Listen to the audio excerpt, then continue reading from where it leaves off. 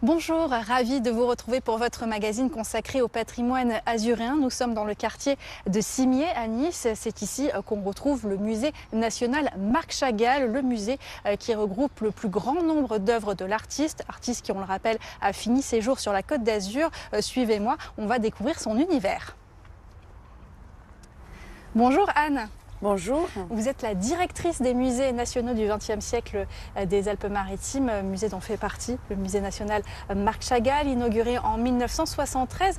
Du vivant d'ailleurs de l'artiste, c'est assez rare un petit peu pour le souligner parce que généralement les musées ne sont pas forcément inaugurés du vivant de l'artiste. Tout à fait. C'est un lieu qui est très particulier pour ça, c'est que l'artiste a lui-même très activement contribué à la création de ce musée, d'abord en donnant une collection et puis en travaillant étroitement avec l'architecte, en créant des œuvres monumentales spécifiques pour ce lieu. 3 d'entre elles, une tapisserie qui n'est pas montrée en permanence pour la préserver, une mosaïque monumentale et un vitrail extraordinaire dans une salle de concert. Donc le lieu, il est complètement habité par l'esprit de Marc Chagall qui flotte. Lui-même disait qu'il ne voulait pas construire un musée, mais une maison. Donc je vous invite dans sa maison. Eh bien, je vous suis.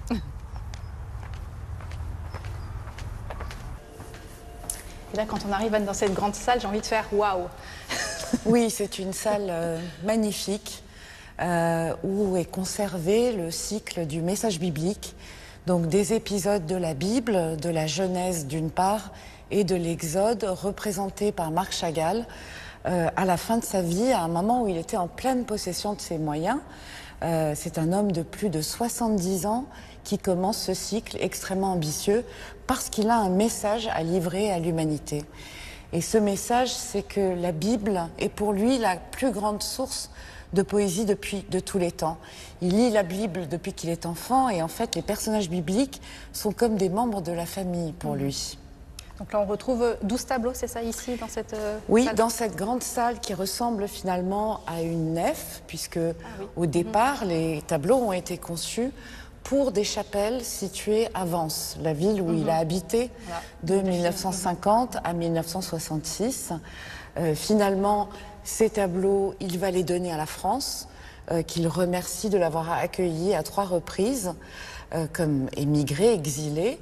Le ministère de la Culture crée le premier musée national consacré à un artiste vivant. Donc c'est vraiment une reconnaissance de Chagall et une reconnaissance de l'art contemporain. Oui, parce que ce musée avant s'appelait musée, j'en perds mes mots, du message biblique, je crois, de Marc Chagall. Oui, parce que c'est vraiment le cœur, l'âme de la collection. Chagall a donné d'une part ses 17 grands tableaux extraordinaires, mais également toutes les esquisses préparatoires. Donc c'est vraiment le seul lieu au monde où on peut voir cet ensemble que Chagall a lui-même accroché. Ah, c'est lui-même, d'accord, oui. Selon... Oui, j'allais vous demander la disposition. Est-ce que c'est lui qui a choisi, voilà, dans quel ordre ont été disposés les... Absolument. Et ça n'est pas un ordre chronologique. C'est plutôt une disposition sensible, esthétique, basée sur les couleurs, l'effet que produisent les tableaux au fur et à mesure de la déambulation dans cette grande et belle salle qui rappelle une nef d'église. Alors parlons un petit peu de ces tableaux. Là, celui qui est juste devant nous, ça représente quoi? Alors, ça c'est le premier tableau du cycle. C'est la création de l'homme. Donc au centre, vous avez cet ange qui porte à Adam, qui n'a pas encore reçu le souffle de vie. C'est pourquoi il a l'air inanimé. Et c'est une représentation de Dieu en réalité, mais comme la représentation des créatures n'est pas permise dans la religion juive, Chagall trouve des biais. Donc ici, ce bel ange qui tient Adam, mais ce qui est fascinant dans ce tableau, c'est toute la cosmogonie qui se trouve autour de ce motif principal de la création de l'homme. Et on voit autour de ce soleil tournoyant des éléments très divers qui évoquent la vie de Chagall. Par exemple, les petites maisons en bois, les petites barrières, c'est sa ville natale de Vitebsk, où il est né en 1887 dans la Russie impériale. À côté, vous avez un personnage bleu qui représente le roi David, une figure biblique très chère au cœur de Marc Chagall, qu'on retrouve beaucoup et régulièrement. En haut à gauche, vous avez une figure tout à fait étonnante qui est ce petit papillon qui semble avoir des cornes. Oui. En fait, c'est une représentation de Moïse recevant les tables de la loi. Donc on voit les bras de Dieu qui sortent du nuage et lui transmet les tables de la loi. Et là, Moïse est représenté avec la fantaisie extraordinaire de Chagall qui le voit comme une sorte de petit papillon. Donc ce sont des tableaux complexes avec des personnages multiples, mais surtout un travail de la couleur tout à fait extraordinaire. Et j'ai l'habitude de dire que regarder un tableau de Chagall, c'est faire un voyage. Oui, vous parlez de couleur justement, là on voit que presque c'est le bleu qui prédomine, alors que sur ce tableau juste en face de nous, c'est plus des couleurs jaune-orangé. Oui, la couleur a une valeur symbolique. Chagall adorait le bleu, d'ailleurs il disait « je suis bleu comme Rembrandt est brun ». Mais néanmoins, selon ce qu'il veut transmettre, il utilise une palette de couleurs différentes. Les couleurs claires, jaunes et blancs sont souvent liées au divin. Et là, effectivement, on a un épisode qui est celui qu'on vient de voir de façon très fantaisiste, qui est là beaucoup plus réaliste.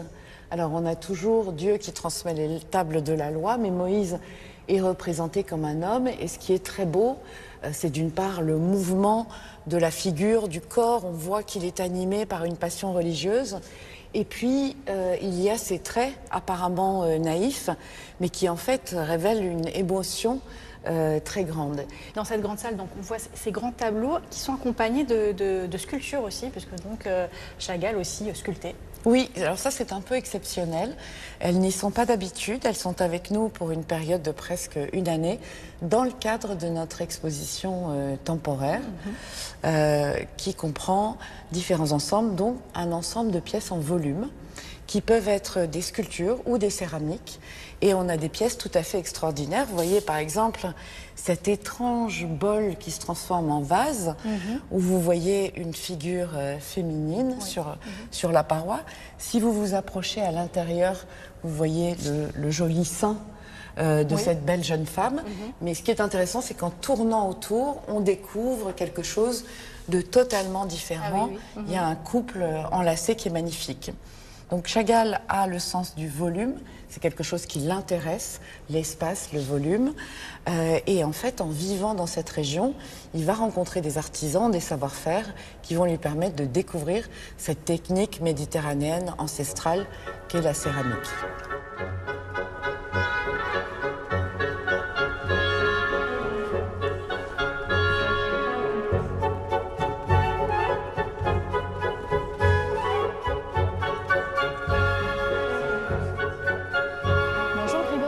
Bonjour. Vous êtes co-commissaire de cette exposition temporaire Chagall à l'œuvre, exposition temporaire qu'on peut voir jusqu'en septembre, mais il y a 2 temps, on en parlera évidemment.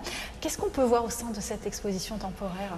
Alors l'exposition temporaire actuelle présente donc la donation de Mérette Meyer et Bella Meyer, donc les 2 petites filles de Chagall, donc, qui ont donné 141 œuvres au Centre Pompidou en 2022 et 2023.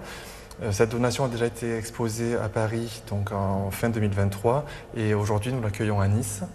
Et comme les 141 œuvres n'entraient pas dans nos espaces d'exposition dans leur intégralité, nous avons dû faire effectivement 2 volets comme vous le précisiez.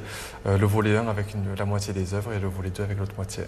Alors là on commence par l'Opéra Garnier, puisqu'on le rappelle, Marc Chagall a peint le plafond de l'opéra, ce qu'on peut voir juste en face de nous. C'est ça, donc en fait la donation comporte 4 ensembles, le plafond de l'Opéra de Paris, les esquisses et les maquettes pour le ballet L'Oiseau de Feu, des collages, sculptures et céramiques.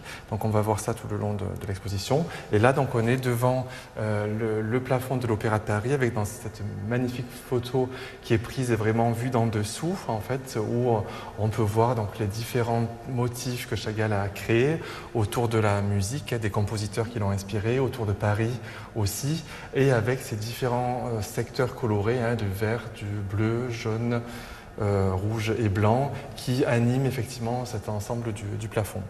Qui lui avait demandé, est-ce qu'on peut rappeler qui lui avait demandé justement de peindre le plafond? C'est André Malraux, qui était ministre des Affaires culturelles donc en 1959, qui a demandé à Chagall, donc en 1962, la réalisation d'un nouveau plafond de l'Opéra de Paris. L'idée était de rénover le bâtiment qui datait de 1870 et donc d'apporter une petite touche aussi contemporaine, ce qui a fait quand même aussi une polémique importante. Et Chagall a accepté. Donc l'année de 1963, il a travaillé à réaliser donc, les esquisses et les maquettes que vous voyez ici. Il avait carte blanche ou alors on lui avait dit il faudrait faire apparaître, je ne sais pas, des scènes en particulier. L'idée était de travailler sur des pièces du répertoire de l'Opéra de Paris, donc avec des compositeurs de l'Opéra de Paris et évidemment des compositeurs que Chagall appréciait aussi, puisque Chagall travaillait toujours en musique, c'était un fervent admirateur de Mozart, de Tchaïkovski, enfin des grands noms. Et donc ça lui a vraiment fait extrêmement plaisir de travailler sur ce plafond-là, où il a pu en fait composer tout ce petit monde des ballets et des opéras, et donc il a pu les faire figurer ici. Donc on a différentes évocations, dont notamment vous avez ici la flûte enchantée, ce petit oiseau avec une flûte, donc flûte enchantée de Mozart. Nous avons ici Boris Goudounov, donc le tsar Boris Goudounov donc de Moussorgsky, une évocation du lac des Cygnes de Tchaïkovski ici, une évocation de l'oiseau de feu de Stravinsky que l'on va voir par la suite dans la suite de l'exposition. Daphnis et Chloé ici, vous avez Carmen de Bizet avec le taureau qui joue de la guitare. Enfin voilà, on est vraiment dans l'esprit chagallien en fait, avec ces mélanges de personnages hybrides, d'animaux, d'anges, voilà, avec ces magnifiques anges. Vous en avez un magnifique ici, un autre là. Et ça, c'est la maquette qui a été présentée, donc maquette définitive. Alors là, Chagall a présenté 2 maquettes à André Malraux, donc ministre des Affaires culturelles, et au général de Gaulle, qui était le président. Sur les 2 maquettes, ils en ont choisi une. Comme on peut le voir par rapport au plafond que nous venons de voir tout à l'heure, celle-ci, les couleurs sont différentes. Donc c'est celle qui n'a pas été sélectionnée par Malraux et par de Gaulle. Elle est différente de par, voilà, comme je disais, là vous avez les couleurs ici passent plus d'un élément à l'autre de manière plus nuancée. Oui, oui. Il y a moins des domaines colorés en fait, comme on a pu le voir sur la définitive. Mais par contre, c'est exactement les mêmes motifs qui sont représentés. Là par contre, ça ne change pas, c'est uniquement la répartition des couleurs. Nous allons ensuite passer donc à la deuxième partie de l'exposition sur les collages que Chagall a réalisé dans les années 1960-1970. Donc ce qu'il faut voir, c'est que Chagall donc est né en 1887. Il a été connu notamment dans la période des avant-gardes, dans les années 1910-1920, période cubiste. Dans cette période-là, il avait commencé à faire des collages, comme Braque, comme Picasso, comme les constructivistes russes. Mais c'est vraiment à partir des années 50 qu'il va reprendre en fait ces collages-là, comme vous pouvez voir derrière moi. Quand je dis collage, en fait, c'est parce que donc, dans ces gouaches, qui sont des études, en fait, on n'est pas sur des œuvres finalisées. En tout cas, pour Chagall, ce n'étaient pas des œuvres finalisées, ce n'étaient pas des œuvres qui montraient dans les expositions. Donc, il restait dans son atelier. Ça restait dans son atelier. C'était des études pour travailler, voilà, concevoir de nouvelles œuvres. Et il va y intégrer, vous pouvez voir par exemple ici, donc un morceau de dentelle, un morceau de tissu à carreaux, un morceau de papier sur lequel il va redessiner. Donc en fait, il va y intégrer de la matière. Là par exemple ici, vous avez un élément végétal, donc du cyprès. Et ça permet en fait de créer en fait une poésie des matières, une poésie des couleurs, et de s'intégrer en fait dans ces œuvres-là. Donc là, on arrive dans la suite de l'exposition temporaire, Grégory. Oui, alors là, on est dans la partie sur l'Oiseau de Feu, qui est un spectacle qui a été créé par le New York City Ballet en 1945.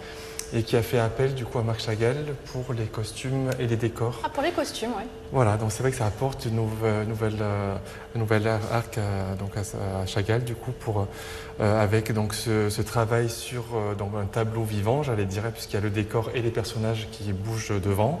Donc là, vous avez ici donc la maquette définitive de la toile de fond de l'acte 1 de l'Oiseau de Feu, où on a effectivement l'oiseau de feu au centre dans une forêt qui se reflète en fait comme un miroir, avec ce ciel qui évoque aussi un cours d'eau. Et ce qui est intéressant, c'est de voir que cette œuvre a inspiré aussi Chagall pour le message biblique qu'il a créé. Oui, parce que j'allais dire ça, on le retrouve dans un des tableaux du message dans biblique. Ève, chassé du paradis, du message biblique qu'on a effectivement dans la grande salle. Et l'oiseau de feu, c'est tiré d'une légende russe. Chagall étant russe, du coup, il s'est vraiment inspiré du folklore russe pour créer les costumes de ce ballet-là. Et vous pouvez voir par exemple ici, donc on a le tsar Ivan, qui est un des personnages principaux du ballet. On peut voir son costume typiquement russe, avec le chapeau, les petites bottes et les motifs à feuillage que l'on retrouve sur son pantalon. Donc Ivan va tomber amoureux d'une princesse, on est vraiment dans le monde féerique, plein de poésie. Donc les princesses, vous en avez plusieurs ici, où on a, comme on vient de voir avec Ivan, toute cette inspiration russe et végétale que l'on peut voir par exemple ici sur ces motifs-là ou ici. En 1945, Chagall va être aidé par sa fille Ida pour créer les costumes. Donc lui, il va faire les esquisses, mais il va falloir mettre en pièces vraiment les costumes. Et c'est sa fille qui va vraiment lui donner un coup de main pour réaliser ces costumes-là. Cette peinture m'attire depuis tout à l'heure. Oui, alors là on est sur le rideau de scène en fait du ballet L'Oiseau de Feu. Donc on a une représentation agrandie évidemment ici, puisque c'est une esquisse, c'est la maquette définitive du rideau de scène. On a donc au centre ce magnifique oiseau qui est mi-oiseau, mi-femme. Alors on peut le voir soit comme un être hybride, soit comme un oiseau qui porte aussi une femme, avec ce fabuleux bouquet à la main. Donc les bouquets chez Chagall, ça représente vraiment l'amour, la victoire de la lumière, de la liberté, de la création. Et donc on a vraiment cet être lumineux, cet être d'or, l'oiseau de feu avait des plumes en or, au milieu de cette nuit, de ces ténèbres, où l'on peut voir de nouveau en bas, par exemple ici, un monstre du magicien Katchaï, ou le petit tsar Ivan là ici sur son cheval. Et donc cette exposition, c'est jusqu'à fin mai à peu près. Et après, donc il y a une deuxième phase de cette exposition jusqu'à fin septembre, il me semble. C'est ça, jusqu'à fin septembre, nous allons présenter la deuxième partie des esquisses et des maquettes. Nous allons conserver la structure de l'exposition avec le plafond de l'opéra, le ballet L'Oiseau de Feu, les sculptures, les céramiques et des collages. Et nous allons faire une rotation de collection. Merci en tout cas Grégory de nous avoir présenté cette exposition temporaire. Merci.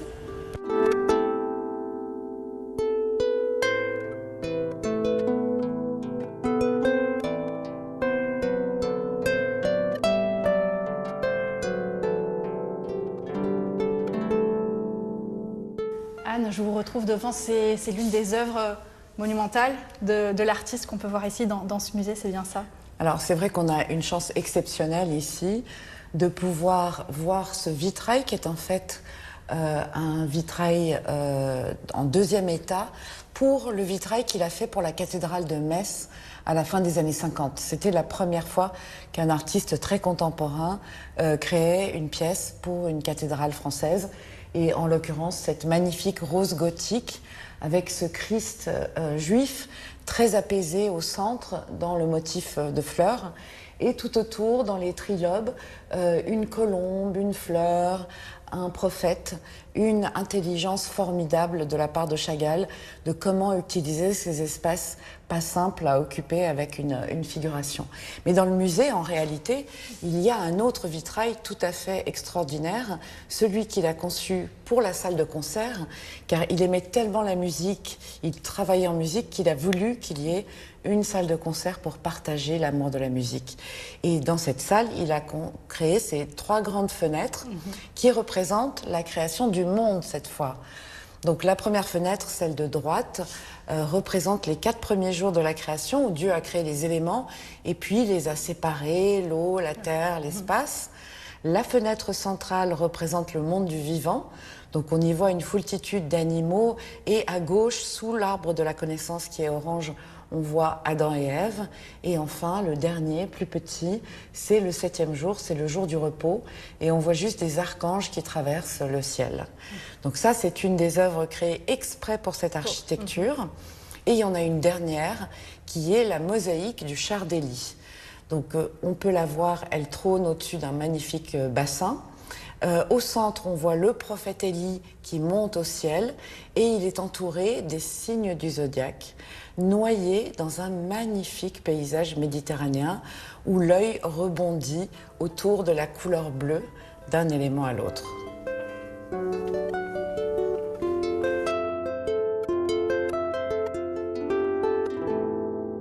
Anne, on a quitté la salle du message biblique pour se retrouver ici dans la salle du Cantique des Cantiques avec ces 5 tableaux qui nous entourent. Dites-moi en plus sur ces tableaux. C'est vrai, moi, ce qui m'intrigue, en fait, c'est cette couleur rouge, finalement, qui est omniprésente dans ces tableaux. Alors, effectivement, on est dans un endroit beaucoup plus intime, où on comprend bien d'ailleurs que le musée a été dessiné pour cette collection et pour ce cycle de 5 tableaux illustrant le Cantique des Cantiques. Vous savez, c'est ce poème qui est dans la Bible, qui est un poème mystique, un dialogue entre le bien-aimé et la bien-aimée, qui en fait représente le dialogue entre Dieu et le croyant. Mais ce poème a cette caractéristique qu'il est extrêmement sensuel et charnel, et il y est question d'amour. Et Chagall a choisi ce thème de l'amour qu'il a représenté dans les mêmes tonalités de couleurs, c'est-à-dire le rose et le rouge, qui est la couleur de l'amour et de la passion, bien sûr. Et il a dédié ce cycle à sa dernière épouse, Valentina Brodsky. On a d'ailleurs une très jolie dédicace qui dit « À Vava, ma femme, ma joie et mon allégresse ». Quel bel hommage. Ces tableaux ont été peints ici, quand il était sur la Côte d'Azur, ou pas ? Oui, ce sont des tableaux de la période vansoise, donc peints entre 1956 et 1966. En fait, il a travaillé 10 ans sur l'ensemble de ce cycle. Et je crois qu'il y a un petit peu de la Côte d'Azur dans ces représentations de Chagall, qui vit à la fois dans l'univers biblique, qui représente Jérusalem, qui représente un amour universel, mais il y a aussi les couleurs et la douceur de vivre de la Côte d'Azur. Chagall qui est venu s'installer sur la Côte d'Azur dans les années 50, c'est ça ? Oui, au retour de son exil américain, puisque Marc Chagall était juif, et il a dû s'exiler aux États-Unis pendant la Seconde Guerre mondiale, où il a passé 7 ans, de 1941 à 1948. Au retour de cet exil américain, qui a été très douloureux pour lui, il cherche un lieu accueillant et il se fixe sur la Côte d'Azur. À Vence d'abord, où il va vivre de 1950 à 1966, puis à Saint-Paul-de-Vence, à quelques encablures, de 1966 à 1985, date de sa mort à l'âge de 98 ans. Au niveau de la collection permanente, j'imagine, elle va rester telle qu'elle, ou alors elle s'enrichira peut-être d'autres œuvres, ou alors c'est vraiment une volonté de laisser cette collection telle qu'elle ? Non, en réalité, Chagall et son épouse, Valentina, ont fait une donation qui concernait le message biblique de 560 œuvres.